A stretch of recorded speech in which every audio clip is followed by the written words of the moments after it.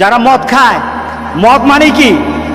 যারা নেশার সাথে যারা জড়িত, সে যত বড় কিছু হোক, যত মর্যাদার হোক, আপনি নেশার সাথে জড়িত, আপনি নেশা খান, নেশা বিক্রি করেন, নেশার সাথে কোনোভাবে জড়িত, আপনার জন্য আল্লাহ রাসূল বলতেছেন জান্নাতের দরজা তোমার জন্য বন্ধ। আছে কিনা সমাজে?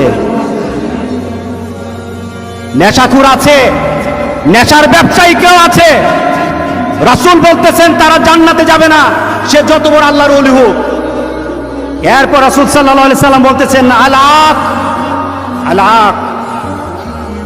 যে মা বাবার অবাধ্য সন্তান আছে কিনা সমাজে, জান্নাতে যাবে না। সে বড় হুজুর, কিন্তু মা বাবার সাথে খারাপ ব্যবহার করেছে। সে বড় দাতা, মা বাবার সাথে খারাপ ব্যবহার করেছে। রাসূল সাল্লাল্লাহু আলাইহি সাল্লাম বলতেছেন তার জন্য জান্নাতের দরজাটা বন্ধ থাকবে, জান্নাতে সে যেতে পারবে না, জান্নাতে যেতে পারবে না। বিশ্বাস হয় কিনা বলেন? কেন বিশ্বাস হবে? জান্নাতটা সত্য, সত্য না? দুজক সত্য, কোরআন সত্য, মুহাম্মদ সাল্লাল্লাহু আলাইহি সাল্লামের কথা সত্য। মুহাম্মদ সাল্লাল্লাহু আলাইহি সাল্লাম বলে গেছেন এই লোকগুলি জান্নাতে যাবে না, এটা সত্য। এর পিছনে চিন্তা করার কোনো সুযোগ নাই। এই সমাজের মধ্যে মা বাবার সাথে খারাপ ব্যবহার করার মতো ছেলে পেলে অনেক বেশি, যারা মা বাবাকে মা বাবা মনে করে না, মা বাবাকে ওই ধরনের আচরণ করে না যে আচরণের কারণে মা বাবা সন্তুষ্ট হবে। আর রাসূল সাল্লাল্লাহু আলাইহি সাল্লাম বলেছেন যে সন্তানের উপর মা বাবা সন্তুষ্ট, ওই সন্তানের উপর আল্লাহ সন্তুষ্ট। যে সন্তানের উপর মা বাবা অসন্তুষ্ট, রাসূল সাল্লাল্লাহু আলাইহি সাল্লাম বলতেছেন ওই সন্তানের উপর আল্লাহ অসন্তুষ্ট হয়ে থাকেন। আছে কিনা সমাজে? আছে। আহারে, মা বাবার চেহারা, মা বাবার মুখে হাসি ফুটে না, মা বাবার মুখে হাসি ফুটায় না। ছেলে বিদেশে থাকে, মা বাবার মুখে হাসি ফুটাতে পারে না। ছেলে ভালো চাকরি করে, মা বাবার মুখে হাসি ফুটাতে পারে না। ছেলের ঘরে ভালো রান্না থাকে, মা বাবা সন্তুষ্ট হতে পারে না। ওই সন্তান যত বড় নামাজি হোক, আজকের জুমার নামাজে সে নামাজ পড়ুক, সে জান্নাতে যেতে পারবে না।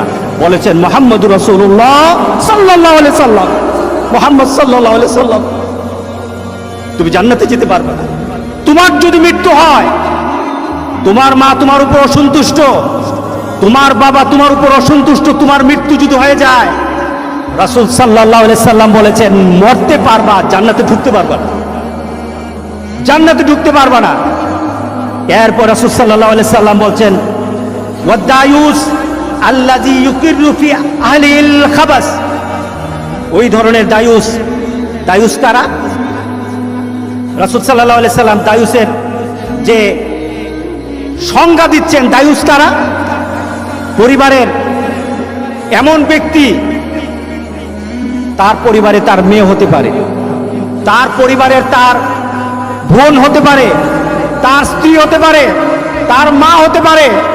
যদি কোনো কারণে সে বেপরদায় চলে, দিনের বাইরে চলে, বেপরদায় চলে, এমন চলা যে চলাটা হলো মুহাম্মদ সাল্লাল্লাহু আলাইহি সাল্লামের নীতিতে নাই, আল্লাহর নীতিতে নাই, মুহাম্মদ সাল্লাল্লাহু আলাইহি সাল্লামের নীতিতে নাই। দায়ুস বলতে আমরা বলি যে চলে সে।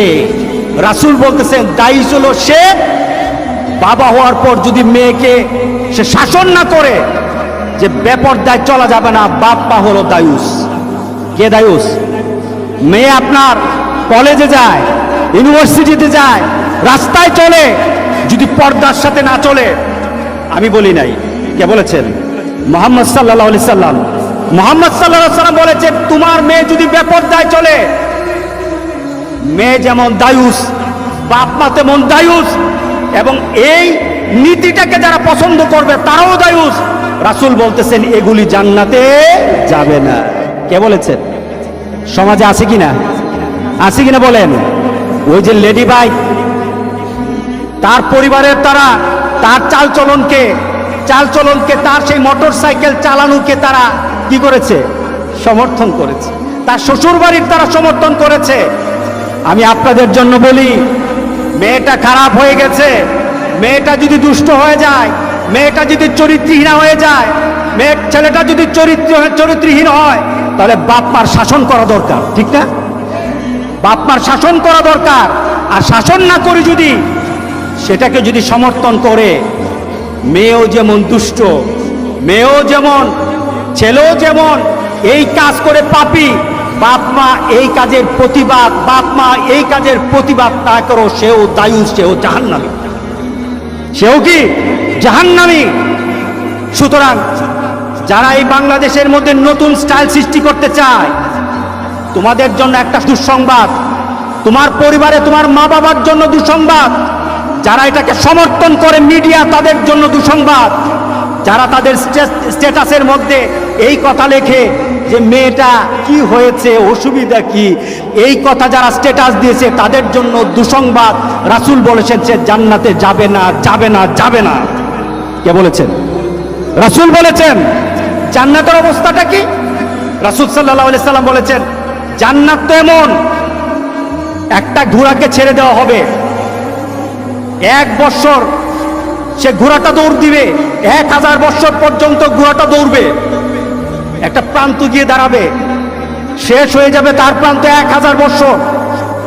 সেখানে দাঁড়িয়ে ঘোড়া তার যেখানে দাঁড়াবে সেখানে যদি একটা লোক দাঁড়ানো থাকে, 1000 বছর দূরত্ব, দূর থেকে 1000 বছর দূর থেকে জান্নাতের সে গ্রান সে শুনতে পাবে। কতটুকু দূরে? 1000 বছর পর্যন্ত একটা ঘোড়া চলবে, সেখানে একটা লোক দাঁড়ানো, জান্নাতে ওই প্রান্তে, এক প্রান্ত থেকে আরেক প্রান্ত পর্যন্ত জান্নাতের সুঘ্রাণ পাবে। রাসূল বলতেছেন এই ব্যক্তিগুলি জান্নাতের সুঘ্রাণ তাদের নাকে ঢুকবে না, যারা সেই জান্নাতের সুঘ্রাণ তারা পাবে না। আমরা কি চাই আমাদের জীবনটা এমন হোক? যদি আপনি নামাজি হন, দায়ুস হন, নামাজ আপনাকে জান্নাতে নিবে না। যদি আপনি নামাজি হন, আপনি যদি 1000 বার আপনি উমরা করেন, 1000 বার আপনি যদি 100বারও আপনি হজ করেন, কোটি টাকা আপনি দান করেন, আপনার মেয়েটাকে আপনি পর্দায় আনতে পারলেন না, রাসূল সাল্লাল্লাহু আলাইহি সাল্লাম বলছেন আপনি জান্নাতের ঢুকতে পারবেন না, জান্নাত হারাম। আপনার মা বাবার সাথে খারাপ ব্যবহার করেছেন, মা বাবা চোখের পানি ফেলে দিয়েছে, জান্নাতের দরজাটা বন্ধ হয়ে গেছে, জান্নাতের দরজাটা বন্ধ হয়ে গেছে। মদ খাও, নেশা করো, নেশা ছড়াও, তুমি নামাজ পড়ো, তোমার পরিবারে যারা নামাজ পড়ে প্রতিবাদ যদি না করে, রাসূল বলতেছেন সে জান্নাতে যাবে না, জান্নাতে যাবে না, জান্নাতে যাবে না। হারামাল্লাহুল জান্নাহ, জান্নাত তার জন্য আল্লাহ হারাম করে দিয়েছেন। আমরা জান্নাতে যেতে চাই ইনশাআল্লাহ, বলি মা বাবার সাথে ভালো ব্যবহার করব, রাজি আছি? ফালা তাকুল লাহুমা উফফিন ওয়ালা তানহারহুমা, তোমার মা যেন একটা শব্দটা না করে, তোমার বাবা যেন একটা শব্দ না করে তোমার আচরণে, বলেছেন আমার আল্লাহ। উল্টা যদি হয় সব আমল বরবাদ। মা বাবার সাথে যদি বেয়াদবি হয়, আজকে গিয়ে মা বাবার সাথে মাপ চাবো, রাজি আছি সবাই? আল্লাহ সবাইকে মা বাবার দোয়া পাওয়ার তৌফিক দান করুন। দ্বিতীয়ত, যাদের মেয়েরা, তাদের ছেলেরা চাল চলনে রাসূল সাল্লাল্লাহু আলাইহি সাল্লাম যে নীতি রেখে গেছেন, আল্লাহ যেভাবে বলেছেন, রাসূল যেভাবে নীতি দিয়ে গেছেন, এর বাইরে যদি রাস্তায় বেপরদায় চলে তাদেরকে কন্ট্রোল করব, রাজি আছি? কি করব বলে? কন্ট্রোল করব। শরীয়ত যেটা যতটুকু বলেছে ওই শরীয়ত অনুযায়ী চলার জন্য তাদেরকে বলবো। যদি না চলে আপনি বলেন বেঁচে যাবেন, যদি না চলে আপনি বলেন বেঁচে যাবেন, সে ধরা খেয়ে যাবে। সুতরাং আমাদের ছেলে মেয়েগুলিকে উলঙ্গপনার মধ্যে ছেড়ে দিয়ে রাস্তাঘাটের মধ্যে ইহুদি খ্রিস্টানদের ছেলে মেয়েদের মতো চলাফেরা করতে আমরা দেব না, আমরা দায়ুস হব না, রাজি আছি সবাই? দ্বিতীয়ত, নেশাখোর, যারা নেশার সাথে জড়িত, নেশা খায়, সমাজে আছে কিনা নেশাখোর? আছে না? মদখোর, গাঁজাখোর আছে কিনা? এদেরকে কি করতে হবে? এদের থেকে দূরে থাকতে হবে, এদেরকে মোটিভেট করতে হবে, ফিরে আয়, ছেলে যদি হয় ফিরে আয়, পরিবারের যদি হয় ফিরে আয়। যদি এতটুকু না হয়, তাদের সাথে যে চলবে সেও দুজকে যাবে। তাদের সাথে যারা চলবে তাদের জন্য